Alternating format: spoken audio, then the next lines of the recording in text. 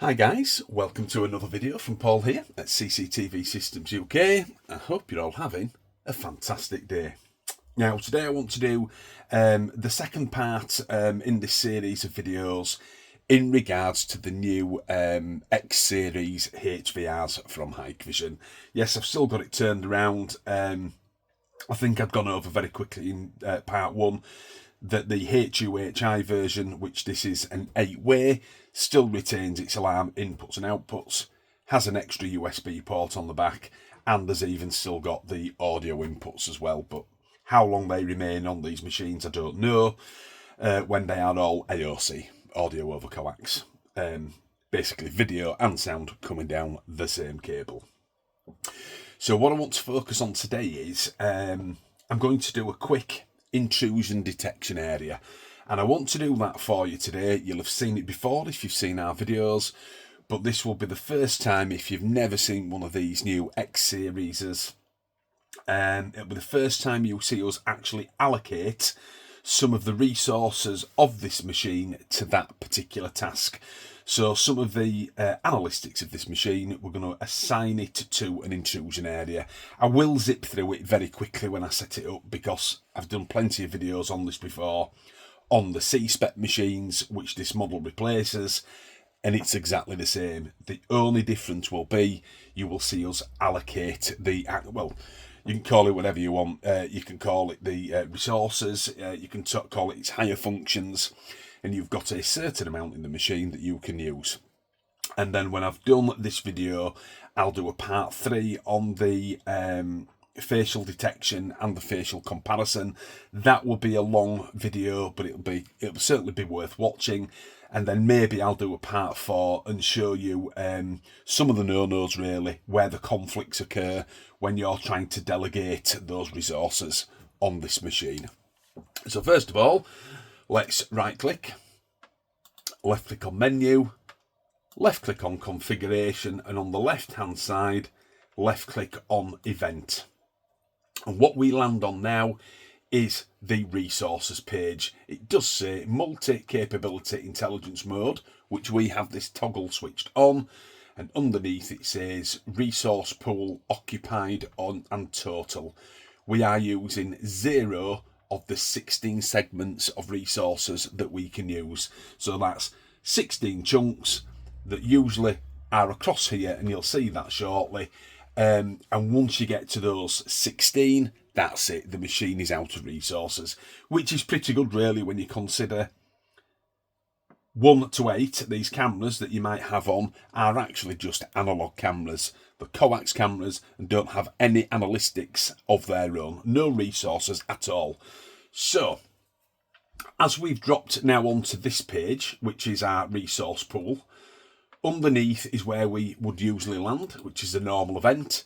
It's identical to the C-spec machine, as it should be. We don't want to change that. And with the perimeter protection, with the line crossing and intrusion, and the face recognition underneath. The only difference here is we still have the face capture that's on the C-spec machine, and now we have face picture comparison, and I'll get to that in video part 3. So let's go back to our multi-capability intelligence. And like I said, you can see here, there's nothing lit up in green. We're not using anything. 0 out of 16 blocks of resources are being used. And all of these, motion detection 2.0, our perimeter protection, which is line crossing and intrusion, and our facial recognition, which is face capture and face picture comparison, are all got crosses in them. These will light up green as we activate them, and that's what we're going to do today. If I was going to very quickly put an intrusion area in the garden, which I often do, walk outside and show you this in action, you would see me go onto the event tab and down to perimeter protection and over to intrusion. You'd normally see me do it here. I'm going to get to that same page, but I'm going to do it off our resources page, which is there. So, A1, analog 1. We've got nothing being used. Let's nip over right to where the cross is. Just hover over it, don't press anything, and then over to where it says configuration in little blue writing and left click. And there we go. It's dropped us into the perimeter protection for camera 1, and it's even put us in the intrusion section as opposed to line crossing. And that's what I was talking about. We can do it from here, or we can do it from there. As this is a new machine, we're going to do it from the resources page. So we've dropped in, and this is going to be very, very quick. You've seen this before, so I'll do it as fast as I can for you. Unclick vehicle. I'm going to enable and apply. You don't have to apply afterwards straight away if you don't want. You can do it all in one go, but I do this for people who've never seen it before. I know it's quick and easy. I'll press clear rule. I'm going to draw. I'm going to do our little dots with a left click. There we go, look, down to the bottom corner and to there. When I left click for the final dot, I right click directly on top of it and you see the hashtag, which means the actual HVR can understand the area that we've drawn. And then I'll go to minimum size and I'll just draw. That's nicely there for a human, even at a distance up near the door. And apply. That's it, it's done. Drawn our area, drawn a minimum size. I've asked it for humans only because there's no vehicles going to be in the side garden. The sensitivity I'll leave at 50%, and same with the time threshold. Mess with it all you like, it's exactly the same as the C-Spec. And just to show you, there's the schedule, which is usually set for on the night. For me, let me just drag this over for this video and apply it. So there's 24 hours, and our linkage section, you've seen these, pop-up window, buzzer, notify surveillance centre, which is the push notification through to a mobile device, send email. We still have our 4 alarm outputs as this is an 8-way machine. You can trigger recording on any channel. PTZ control, you can set it to a preset, so bring it to heel wherever the intrusion area may be, or you can set a pattern up, whatever you like really. And the camera light, which is the white light on the camera itself. So it's all the same. All we've done is set that up for humans. So let's go back to our resources page. And now you can see the intrusion is ticked for camera 1, and there is a green section here. So we've used 2 sections of our 16 resources, and that gives the game away straight away. Intrusion has 2 resource blocks that are needed to make it function. So let's just set this up. I'll click the target data. Human is ticked. As I walk out there now, you'll see me walk outside and you'll see the little snapshot in the top left hand side. As always, let's see if my phone's got a bit of charge on it still. Yes, it has. I'll put that there. Hopefully you'll hear it bleep, and we'll put this to the test.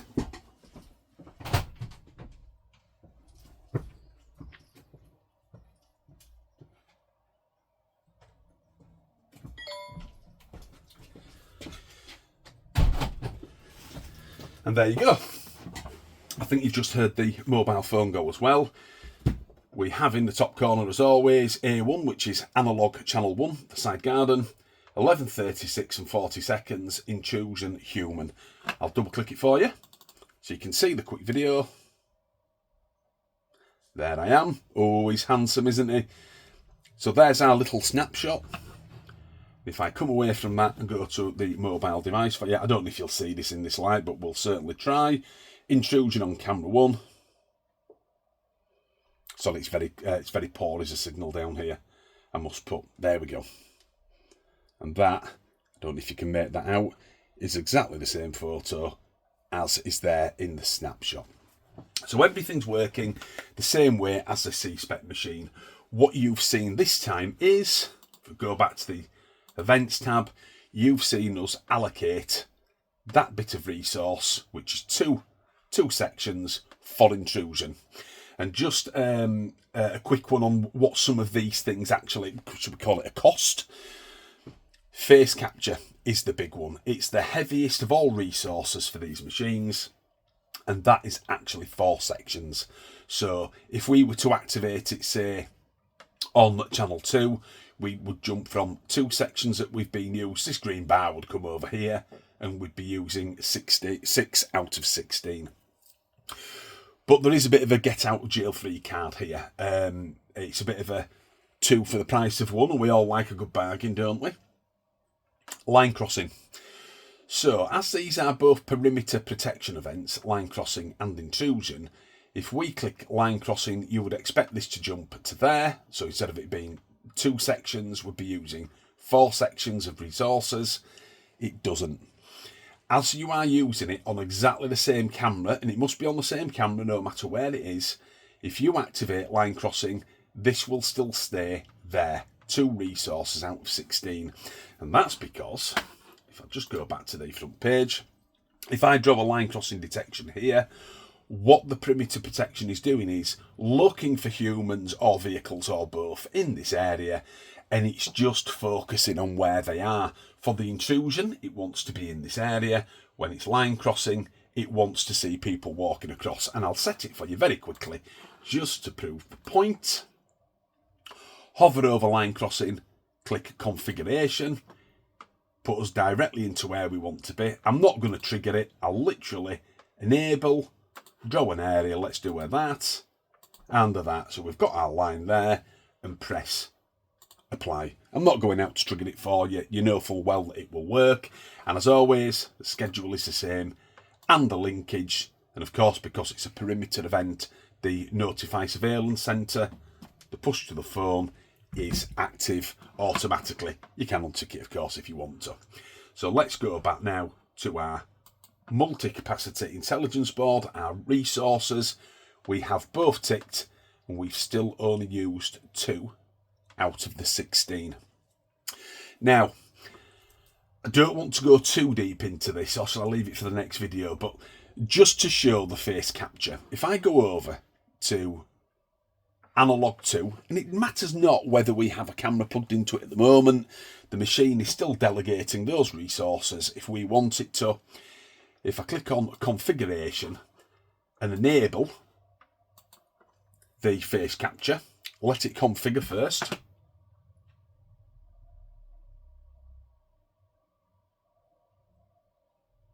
There we go. Go back to our resources page, and there. The bar has moved from here over to here, and we are now using 6 out of 16 because we've got 4 for our face capture. Again, very heavy on resources, but we get these 2, buy one, get one free. It doesn't matter which one you put on first, you get those for 2. So as we've got 6, again, I'll alter this and remove it, unenable and apply. It will configure, and I'll go back to the resources page, and there you go. Back to 2 out of the 16. So you can imagine now, you're getting the gist of how this works.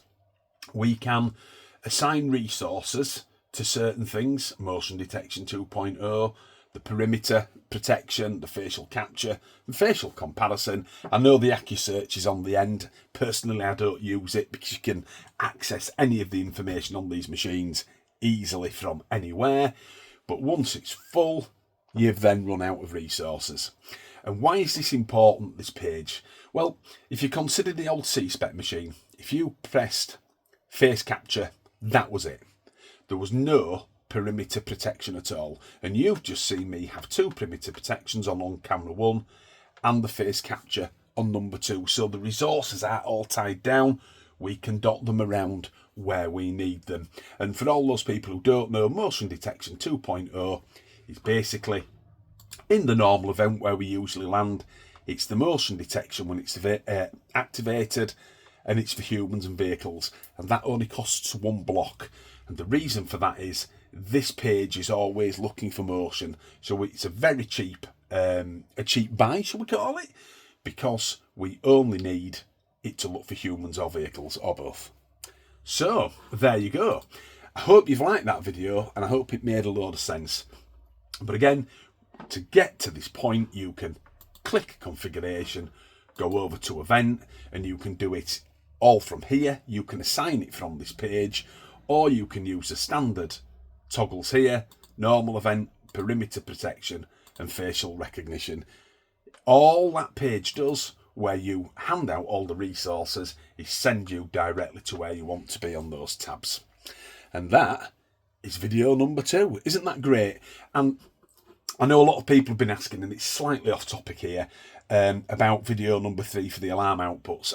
I have recorded it, to be fair, but because we've got this machine up here and it's an X version, I'll probably do another video on it and record it again for you, because if you go into the facial recognition and to the new tab that's available, and we'll go through this in part 3, face picture comparison, there's home. I've set up a little library and I've put the similarity at 60%. But if you go to the linkage succeeded, basically when it sees someone that it knows, you can use the alarm outputs, which is great for lights, security doors, anything like that, electric gates. And that will make this an interesting video for the alarm outputs part 3, and we'll try and do that all in one go. Again, a very simple video, but showing you what these machines can do. And I think the main thing is that the C-Spec machine can do the facial capture, and then it destroys all of what you can see here, because let's face it, these are resources that are being used, and it's clear to see that it can do it at the same time. So I hope you've enjoyed the video. Short and sweet. Video number 3 on the facial capture and the facial comparison will be a long video, probably 20 minutes worth, so put the kettle on for that.